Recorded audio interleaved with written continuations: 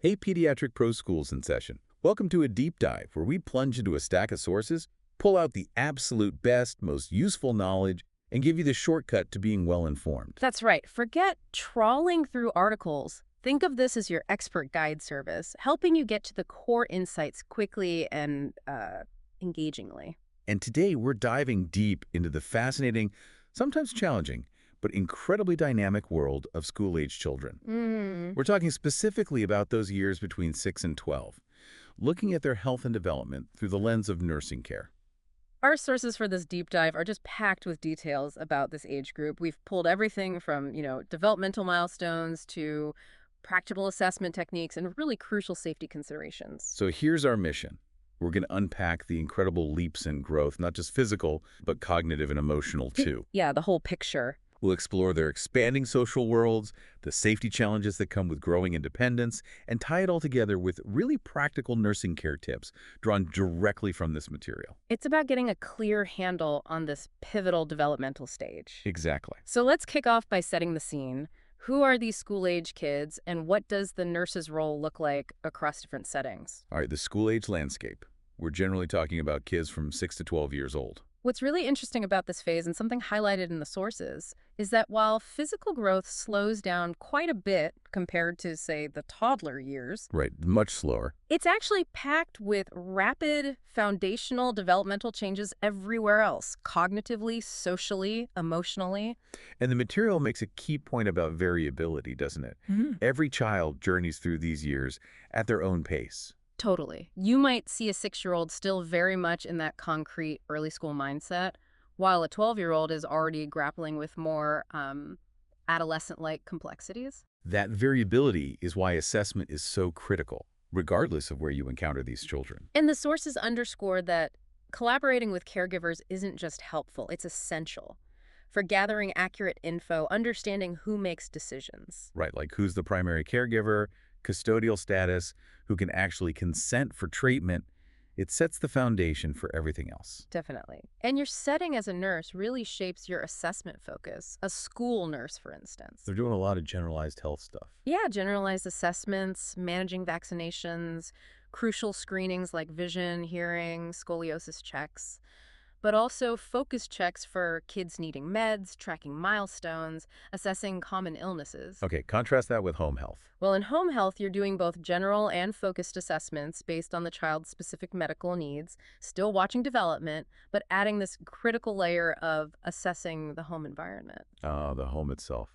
Exactly. The sources remind us this includes everything from physical safety hazards, living conditions, food security, play areas, to the caregiver's presence and capacity. It's broader. And then acute care. Much more intense, I imagine. Yeah, thorough head-to-toe is standard. Vital signs, pulse ox, precise height and weight, really diligent fluid balance tracking IOs, calculations. Pain assessment, too. Oh, absolutely. A comprehensive pain assessment, developmental evaluation is still part of it, but the focus often shifts to how the acute illness is impacting their current function. Okay, let's really dive into that assessment piece. What are some key data points and considerations specific to this 6 to 12 age group? Vitals are always our starting point. The sources give helpful reference ranges. Pulse typically 60 to 95 beats per minute. Okay. Respirations 14 to 22 breaths per minute, and blood pressure usually somewhere between 100 to 120 systolic over 60 to 75 diastolic. And the material mentioned something about cooperation, like they're generally pretty good at this age. Yeah, usually.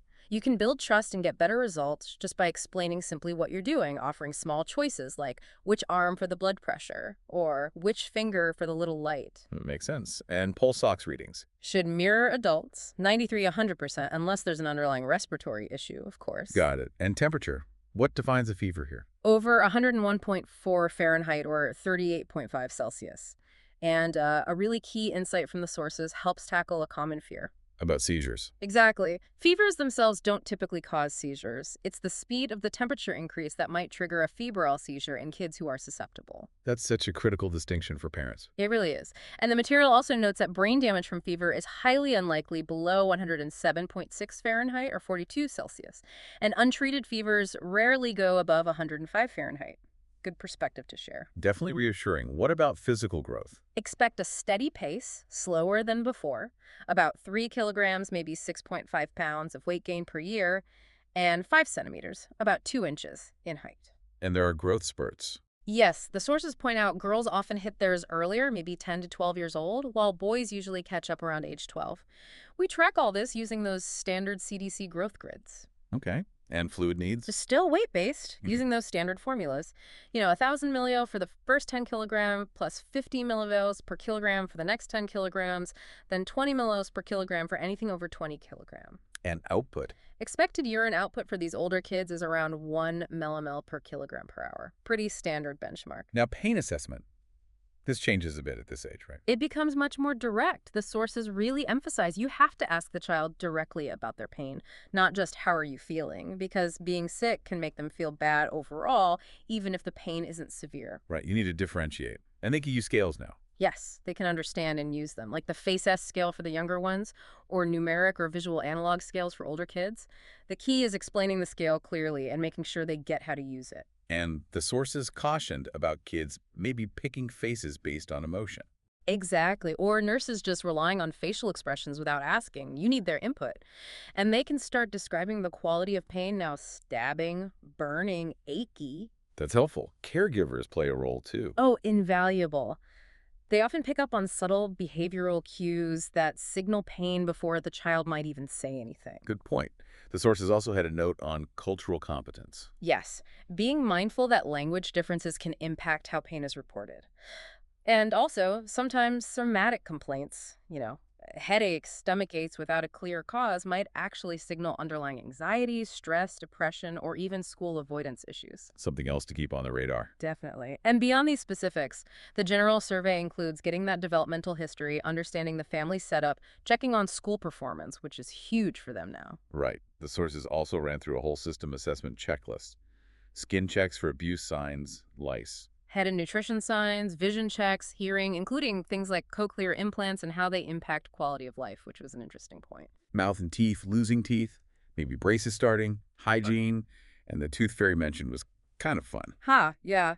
Throat assessment, checking the nose for allergies, nosebleeds, sinusitis. Cardiac checks, and here's a fascinating stat from the sources. Up to 90% of kids ages 4 to 7 have an innocent murmur. Yeah, usually totally benign, but important to know. Then respiratory assessment, breath sounds, asking about asthma, and unfortunately the sources note increasing nicotine use, especially vaping, in middle schoolers. Wow, that young. Okay, GIGU. Looking for common things like constipation, diarrhea, or elimination issues like enuresis, bedwetting, or encopresis. And reproductive. Yeah. Towards the end of this age range. Exactly. Noting onset of menarche in girls, signs of puberty, and the concept of precocious puberty, which the sources link to potential negative impacts later. And finally, neurovascular and musculoskeletal. Tracking their coordination, motor skills, balance, they're getting much better. And this is when scoliosis screenings typically start, around age 12. It's a really comprehensive picture. Okay, so as their bodies are doing their steady growth thing, their minds and internal worlds are just exploding with new capabilities.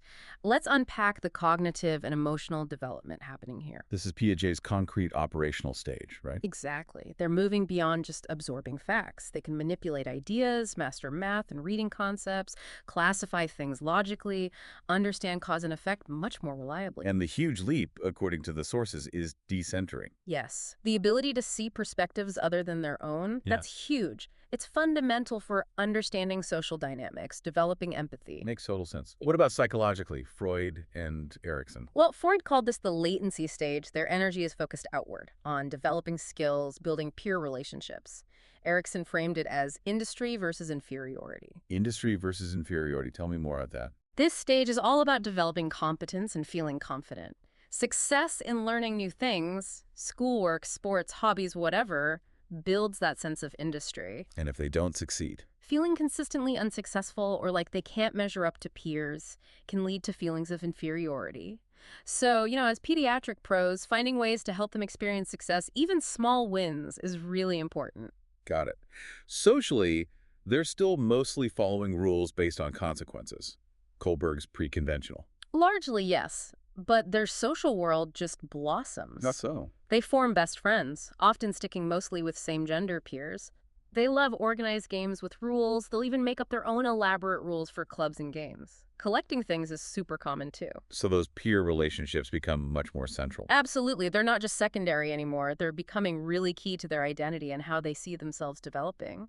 Okay, so this increasing independence and complexity, it can sometimes lead to challenges.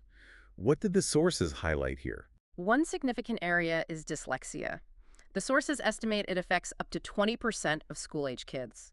It's neurobiological, affecting reading, writing, comprehension. 20% is a lot, Yeah. and the sources were pretty clear about the consequences if it's missed. Stark, really. Significant academic struggles, problems with peer relationships, and a higher risk down the road for serious issues: homelessness, substance abuse, depression. Wow. Yeah, the insight is just crystal clear. Early identification and intervention are absolutely critical to change that potential trajectory. So important for nurses, educators, parents to be aware. What else? Another challenge that can pop up is school avoidance or refusal. You know, when a child has physical complaints, maybe stomach aches or headaches, but only on school days. Or just flat out refuses to go. Right.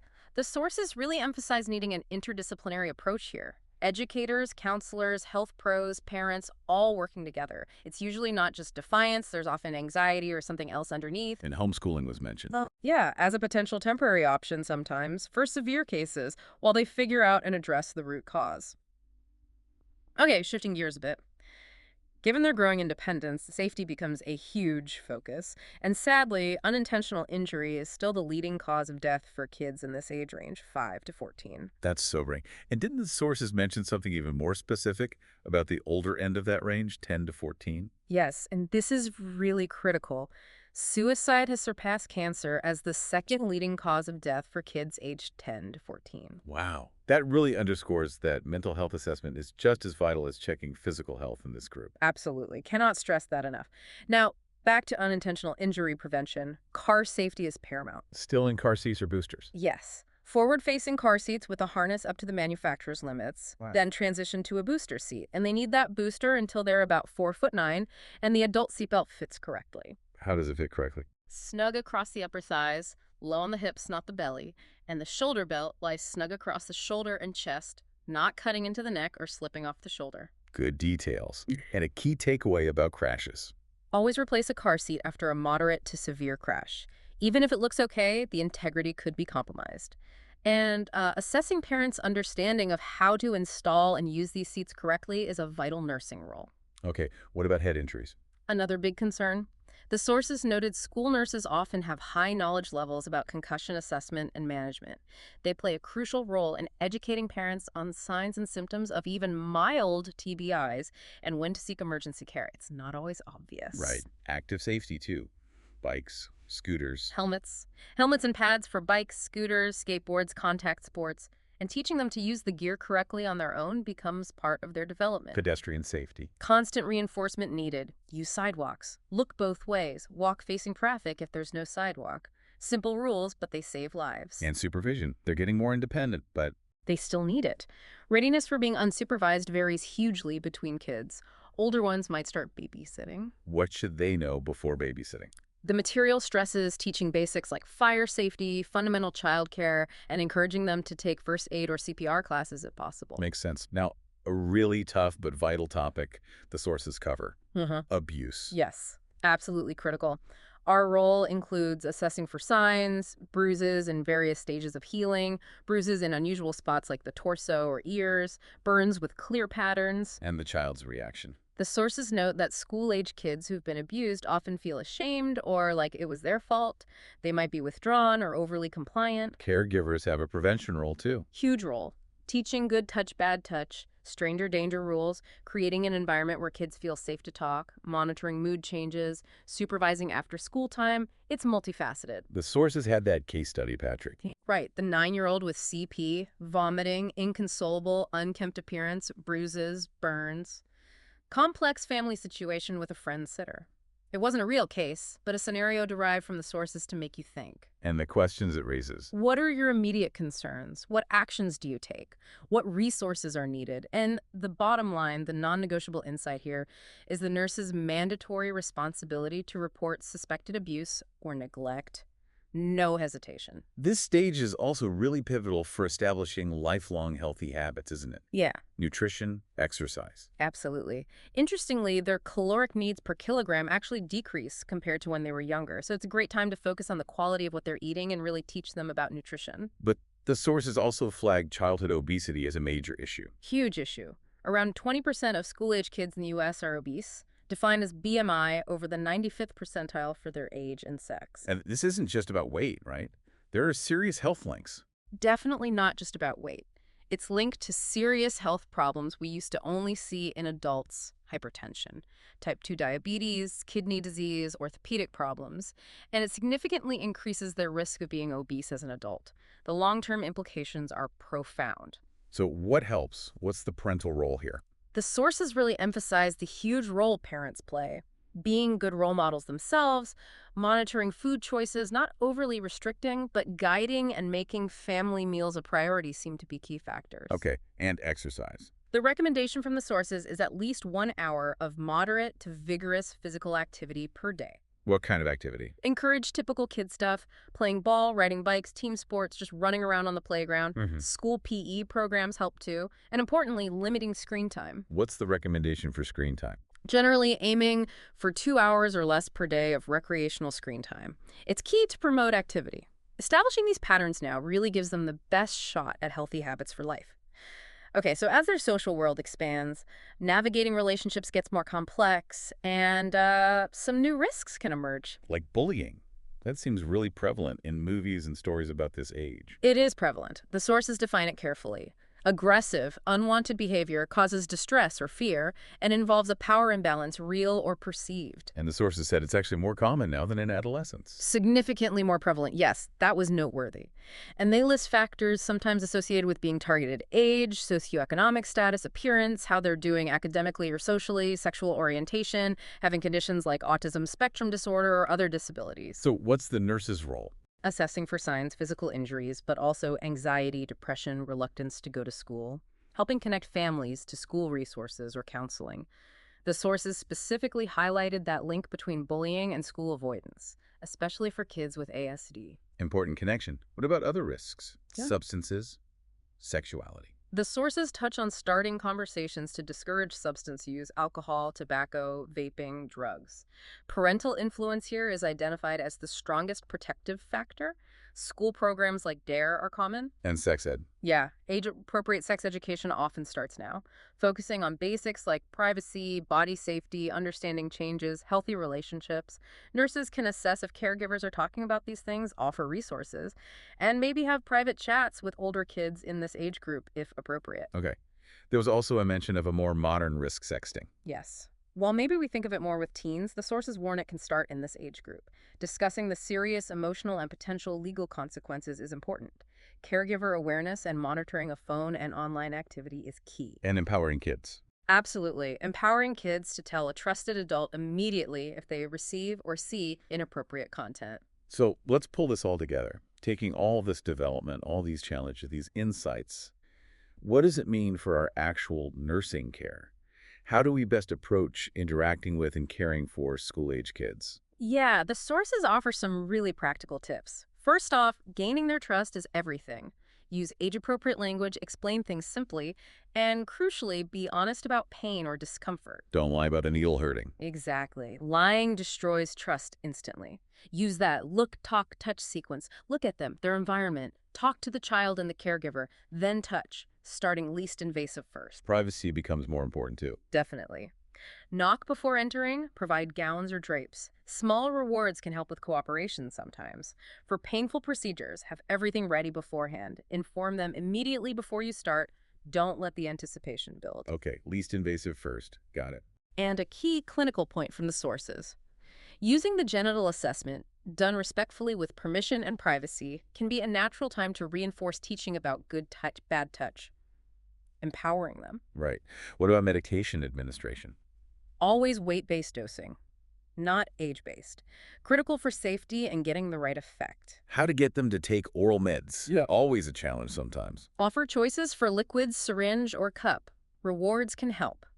Masking taste with a chaser like juice, an ice pop beforehand to numb taste buds, or even pinching their nose briefly are all practical tips from the material. What about caregivers giving meds? If they do it under supervision, make sure they understand safe administration, and be cautious with flavorings that make medicine taste like candy. Stress-safe storage away from siblings.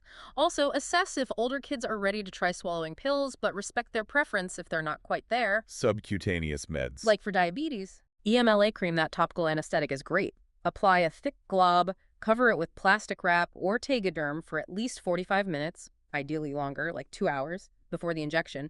Don't rub it in. Assess the skin fold to use the right needle size. And yeah, older kids with diabetes might start learning self-injection teaching that is empowering. And IVs. Starting them or giving meds. Medical play beforehand, maybe involving a child life specialist, is invaluable. They can prepare the child non-threateningly. During the procedure, distraction, coaching, like take a deep breath.